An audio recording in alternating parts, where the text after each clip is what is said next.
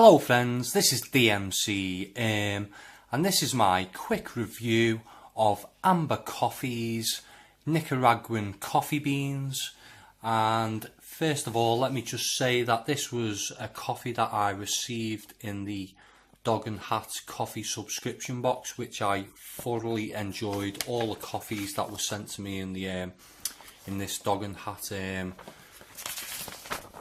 coffee box. So if I can find the information for the coffee, it gives you all the information that you need with regard to the roaster that you're getting the coffee from, then the origin of the coffee, the variety, and then the taste notes at the bottom. So I may take a little look at that in a short while, because there's not much information on the on these bags with regard to the saying that a lot more information than supermarket coffees give you, but it's a lot more detailed in the Dog and Hat coffee guide. So if we take a look at the front of the pack, it says this was roasted by Jay, and this was roasted on the 17th of March 2018, and I literally received it days after it was roasted, so really quick on getting the coffee to you, Dog and Hat.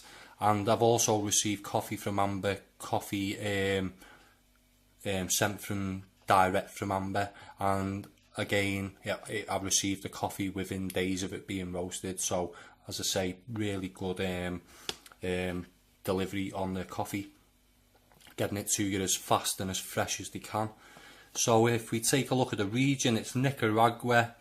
The farm is La Argentina El Neto. The variety is Catura. The altitude is 1,100 meters above sea level. The processing is yellow honey, and the notes are orange, chocolate, pear, citrus acidity with a praline finish.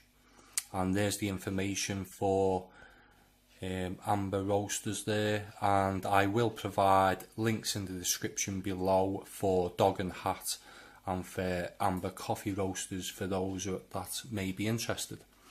So that is it for the pack.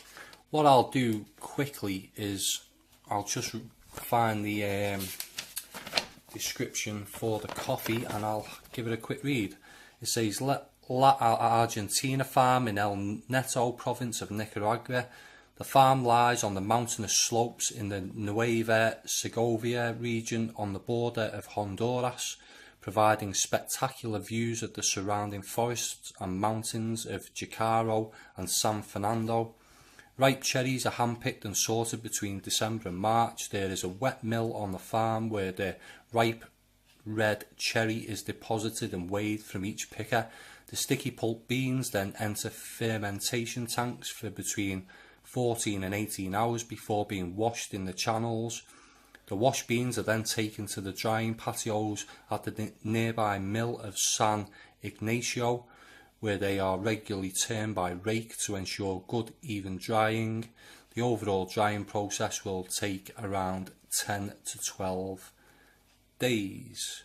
So as I say, Dog and Hat give you all the extra information that you need in their handy coffee guide. So have a check Dog and Hat coffee out. So if we take a look at the beans, really, as I say, as always with these roasters, perfect looking beans.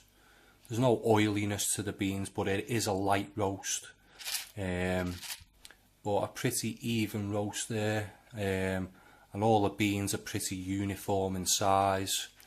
Not really many damaged beans or anything in there, so real quality beans. The aroma, really chocolatey, really fruity. The beans have a earthiness about them, but when ground the sweet fruitiness comes through more.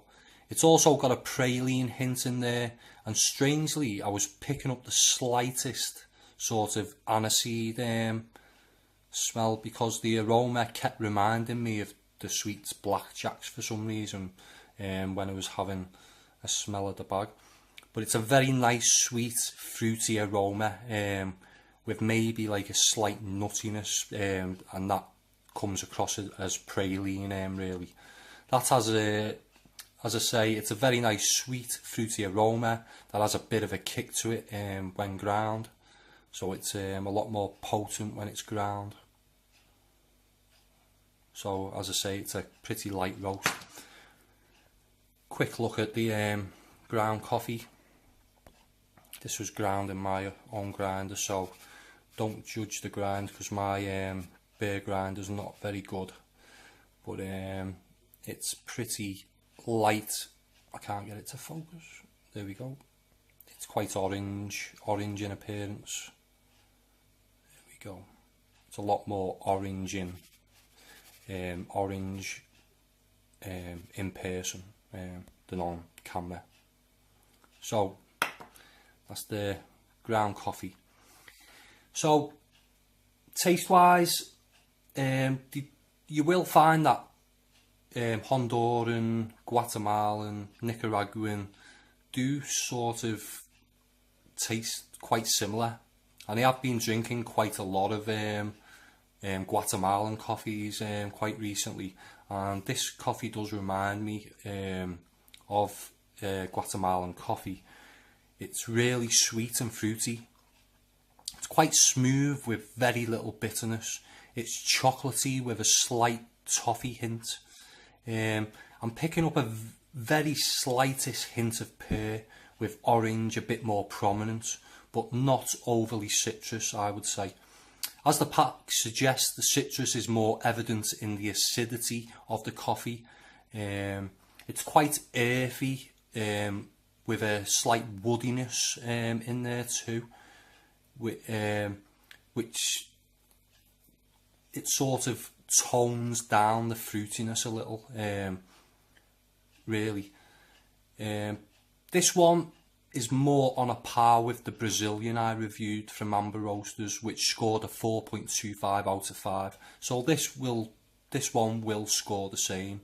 It's not quite up there with the Kenyan and the Guatemalan coffees from Amber, which had quite wonderful distinctive taste notes.